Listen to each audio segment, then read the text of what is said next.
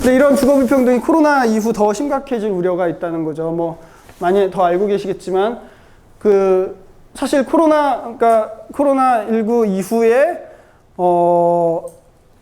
팬데믹 선언 이후 3월에 한국을 빼고 미국이나 유럽의 여러 나라나 도시에서는 코로나 경제 대책으로 빠짐없이 발표한 게 강제 퇴거 금지 조치였어요.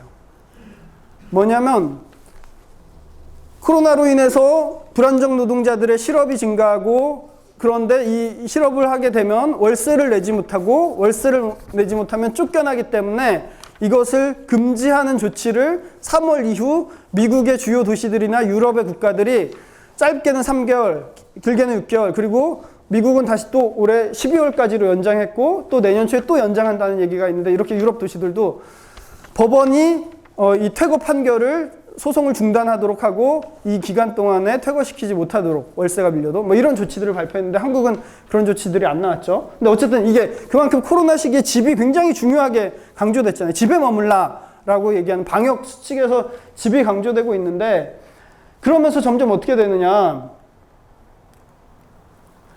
재택근무가 가능한, 집에 머무는 게 가능한 사람들은 집에 머물면서도 일하면서 소득을 유지하고, 그러면서 점점 더 이제 안전이나 워라밸에 대한 욕구들이 증가하고, 좀 더 거리두기가 가능한 면적, 더 이 안전한 공간으로서의 주거에 대한 욕구가 더 증가하는 거죠. 그래서 제가 지난달인가요? 이제 연말이 다가오니까 라디오에서 새해 소비 트렌드, 이런 것들 분석하는 라디오에서 뭐 관련 전문가가 나와서 얘기하더라고요. 새해 소비 트렌드로 주거와 관련된 소비 트렌드가 변화가 생기는데, 뭐냐면 코로나 이후에 이제 새해부터는 홈트가 가능한 거, 그러니까 집에서 운동할 수 있는 그런 것들에 대한 소비, 그 다음에 홈바, 집에서 이렇게 술을 마실 수 있는 그런 시스템을 갖추는 소비, 그 다음에 홈가든, 집의 베란다 공간을 야외 공간처럼 내가 이 안전한 사람, 소수의 안전한 지인끼리 모여서 이런 문화를 즐길 수 있는 이런 소비 트렌드가 증가할 거라고 예측을 하는 거예요.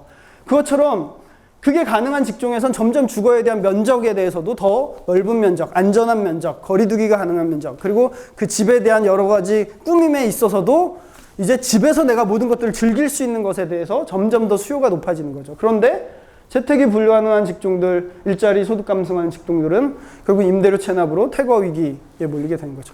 이게 사실 한국 사회에서 이게 더 극명하게 드러나지 않는, 팬데믹 이후에 상가 세입자 문제는 막 부각이 됐잖아요. 당장 이제 매출 감소가 눈에 보이는 거니까, 그러면서 막 착한 임대인이고 어쩌고 저쩌고 이런 정책 발표했는데, 주거는 그나마 한국은 이제 보증금 제도가 있는 거죠.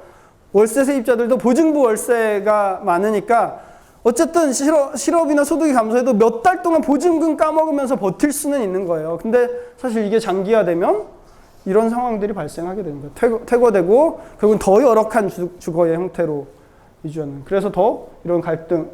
그래서 사실 코로나 이후의 취약계층은 해고의 위기, 방배의 위기, 주거 위기, 고용 위기가 이중 위기에 놓여 있다라고 보는 거죠. 자, 그럼 마지막으로 정말 5분이네. 네. 그러면 정책적으로 어떻게 해야 되느냐? 뭐 사실 뭐 다 진단은 다르지만 정부에서 이런 말 많이 쓰죠. 주거 사다리 정책을 펼치겠다. 월세에서 전세로 자가로 이렇게 상향 이동할 수 있도록 하겠다라는 정책을 얘기하는데, 그 이후로 사실 공급 정책 펼쳤던 거거든요. 그러면서 지금 또 실소유자 보호 얘기하는 거고. 근데 결국 자가 소유로 상향 이동에 집중하는 정책은 결국은 자가에 대한 가격을 계속 올릴 수밖에 없는, 이쪽으로 수요가 몰리기 때문에 결국은 그러면 소유하지 않아도 안정적으로 거주할 수 있게 하는 거가 중요한 정책이다. 이 소유자들과 점유자들의 격차가 발생하지 않도록 해야 된다라는 거죠. 그래서 뭐 점유의 중립성이라는 얘기도 하는데, 임차 가구, 세입자들이 주거 때문에 들어가는 비용과 집을 소유한 사람의 주거 때문에 들어가는 비용이 차이가 극심하면 안 된다라는 거죠. 세입자들이 월세 내는 만큼 집주인들은 집 소유에 대한 세부담을 해야지 된다라는 거일 수도 있고, 또 하나는 어쨌든 안정적으로 거주할 수 있는 구조. 그 안정적으로 거주할 수 있는 구조는 뭐 전통적이지만 가장 핵심적인 것들이죠. 공공임대주택 공급 여전히 중요하죠. 장기 공공임대주택을 확충하는 게 중요한 주거의 의제죠. 철거민들의 희생을 통해서 만들어진 요구이기도 한 거죠. 그런데 지금 장기 공공임대주택 5% 6%밖에 안 돼요. 아무리 뭐 물론 더 확장해야 되지만 그렇다 그래도 대부분은 이 혜택을 받지 못해요. 그러다 보니까 결국은 뭐 주거비를 보조하는 방식도 채택을 하고 있는 거죠. 특히 저소득층에게 주거급여를 주는 방식. 근데 이 주거급여를 주면 임대료가 올라가요. 그래서 사실 주거급여가 상승될 때마다 우린 주거급여도 저소득층 주거급여 인상을 요구는 하는데 주거급여가 올라갈 때마다 쪽방 월세가 올라가요. 쪽방에 사는 사람들은 기초생활 수급자분들이 많잖아요. 그러니까 주거비가 올라가면 이분들이 정부로 받을 수 있는 주거비가 올라가는 거거든요. 그럼 쪽방 임대업자들도 알고 또 임대료를 올려요. 그러니까 그럼 이런 임대료가 상승되는 문제를 결국은 민간의 전월세, 민간 주택에 대한 규제를 해야 된다는 거죠. 그게 이번에 아주 미약하게 통과된 계약갱신 청구권이나 임대료 인상률 상한제, 뭐 5% 이내에서 지자체가 정하도록 상한제를 뒀고, 갱신권도 사실 1회 갱신권이라고 하는 아주 미약한 갱신권이 얻어졌죠. 그 다음에 한국은 도입하지 않았지만 표준임대료 제도 같은 것들이 필요한 거고. 근데 이렇게 민간을 통제하면 공급이 위축되지 않냐라고 했을 때 결국 장기 공공 임대주택을 줘야 되는 거죠. 그래서 뭐 이번에 그 임대차 3법이 시행됐어요. 굉장히 미약하게 시행됐어요. 근데 사실 서구 여러분 60년대부터 갱신 청구권, 그리고 갱신 청구권은 여기는 대부분은 기한의 정함이 없는 갱신 청구권이에요. 그리고 인상률 상한제나 아까 우리는 도입하지 않은 공정임대료제로, 표준임대료제라고 해서 주택의 품질, 위치, 상태, 면적 이런 걸 가지고 적정임대료를 그 시에서 2, 3년에 한 번씩 정해서 그걸 기준으로 임대료 협상을 하도록 하게 하는 제도들이 있습니다. 어쨌든 그게 어떻게 됐냐? 그러니까 우리가 세입자들이 그나마 살기 좋은 나라, 뭐 얘기하면 많이 얘기하는 게 독일이나 혹은 그 서유럽 국가들을 얘기해요. 근데 독일과 그 나라들이 상반되는 게 서유럽 국가들은 공공임대주택이 많이 보급된 나라라면 독일은 공공임대주택은 적은데 여기도 한국이랑 이 주택 이 소유 구조가 비슷한데 여기는 이제 세입자들에 대한 권리가 가장 잘 보장된 나라라고 하죠. 기한이 정함이 없는 임대차 계약이 일반적입니다. 거주 기한에 대한 제한이 없어요. 그래서 실제로 여기 있었죠. 한국 같은 경우는 세입자 평균 거주 기간이 3.2년, 3.4년인데 독일은 세입자들이 12.8년.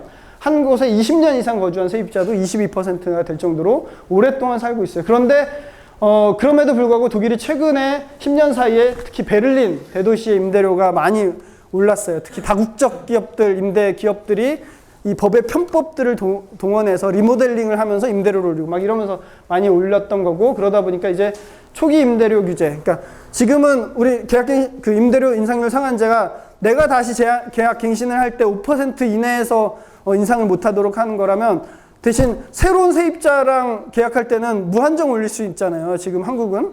근데 이제 새로운 세입자랑 계약할 때도 기존 세입자와 퍼센트 차이를 규제하는 이런 법안도 최근에 만들어졌고, 너무 많이 들었죠. 올해 초에 5년간 임대료 동결법을 베를린시가 통과시켰어요, 법으로. 그리고 기존 계약에도 소급 적용시켰고. 근데 이런 것들이 가능한 건 독일의 세입자 협회가 한 100년 됐어요. 그리고 130만 명이 세입자 협회에 가입돼 있고, 베를린에도 3개의 세입자 단체가 있고, 이 세입자 단체가 임대료 협상을 하고 시정부와 함께 표준임대료, 공정임대료도 2년에 한 번씩 책정하고 이런 것들을 하고 있기도 하죠. 그러니까 세입자 운동이 활발하게 일어나고 있고, 뭐 작년에 특히 2019년에 또 이 베를린에서 엄청난 세입자 파업들이 많이 일어났죠. 특히 이제 도이체 보넨이라고 하는 다국적 그 임대사업자 기업에 대해서 몰수 운동 이런 거를 하면서 많이 됐어요. 근데 제가 팬데믹 선언 직전에 다른 주거단체들하고 이 독일 세입자협회를 만나러 간 기회가 있었는데, 거기서 특히 인상적이었던 건 베를린이 수도잖아요. 독일의 수도. 근데 다른 도시에 비해서 임대료가 비싼 시가 아니에요. 그러니까 최근 10년 사이에 많이 올랐다 그래도 오히려 베를린은 그나마 임대료가 비싸지 않은 시예요. 수도인데.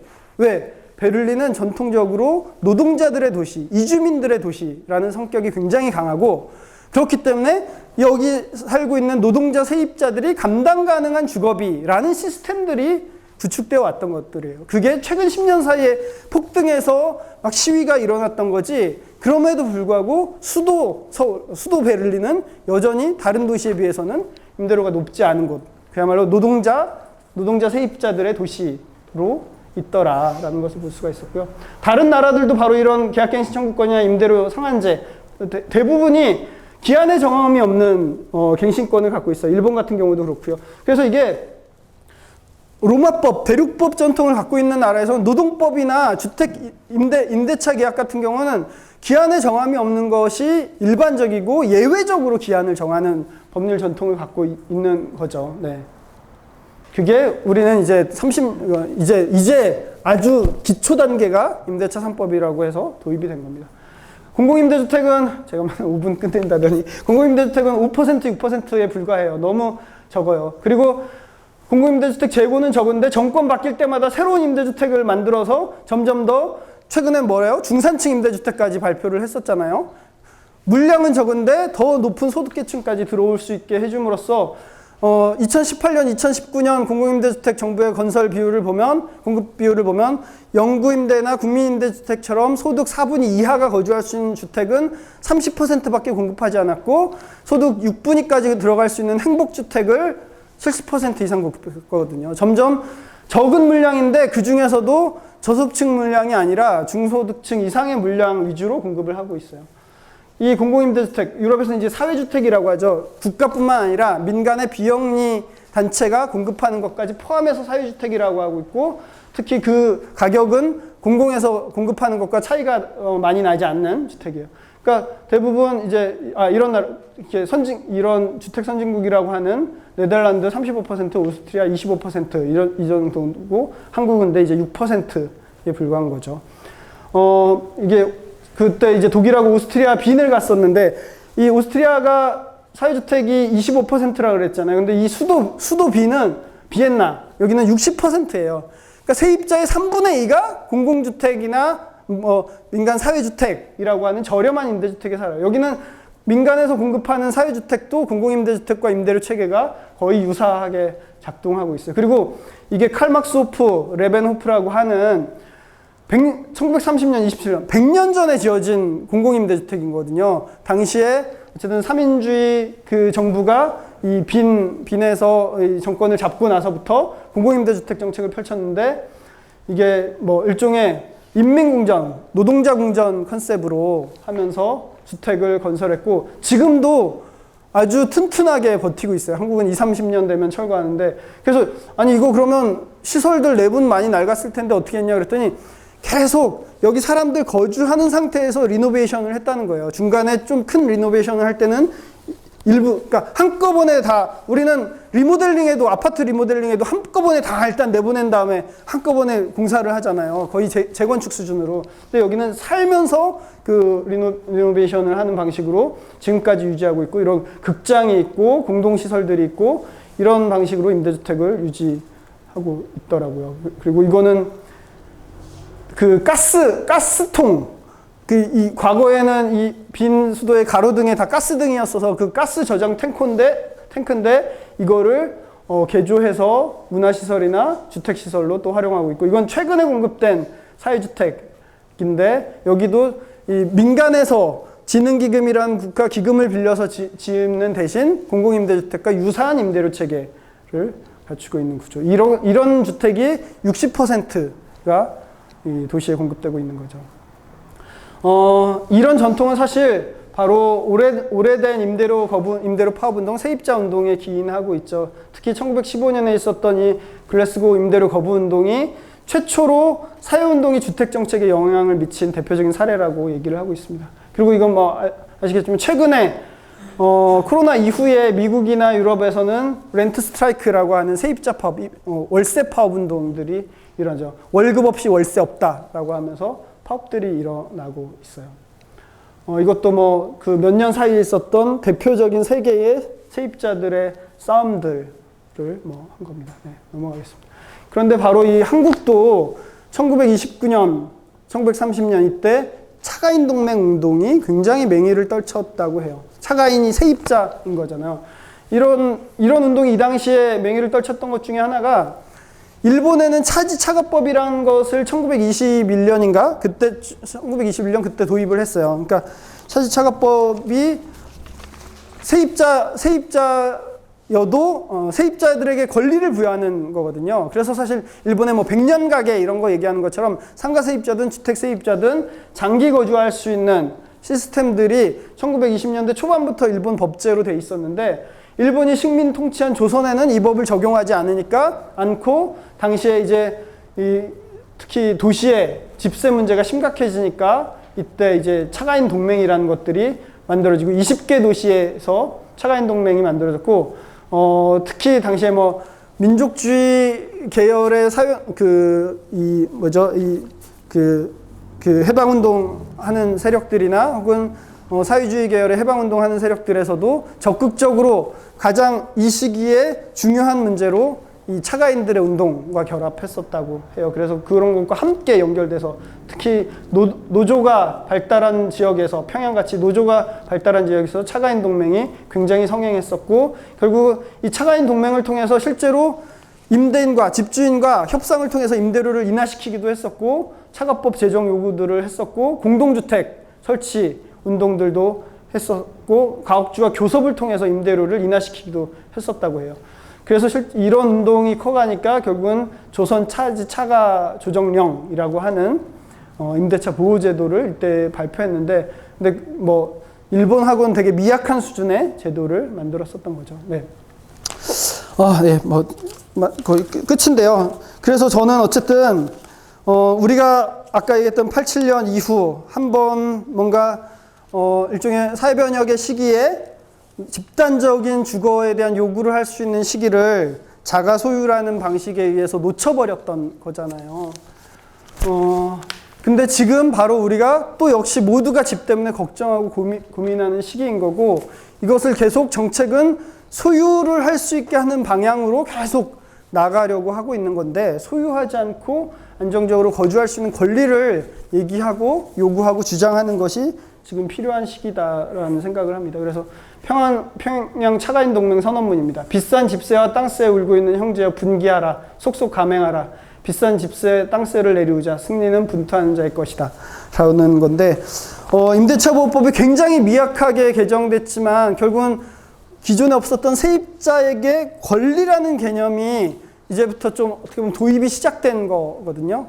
이게 한국에서 다시 차가인 동맹과 같은 세입자 운동으로 일어날 수 있을지 또 특히 노동자 운동에서 특히 결국은 지금도 노동의 대부분의 형태가 비정규직의 형태로 되는데 바로 비정규직들이 느끼는 실질적인 도시에서의 민생 문제 중에 하나가 이 집세 문제인 거잖아요. 그리고 비정규직의 대부분이 결국은 전월세, 임대 시장에 있는 거고 그럼 그랬을 때 어떻게 이 노동자 운동에서도 바로 이 주거권에 대한 요구들이나 이런 운동을 만들어 갈 것이냐 이게 좀 중요한 시기다라는 것으로 강의를 마치겠습니다. 네.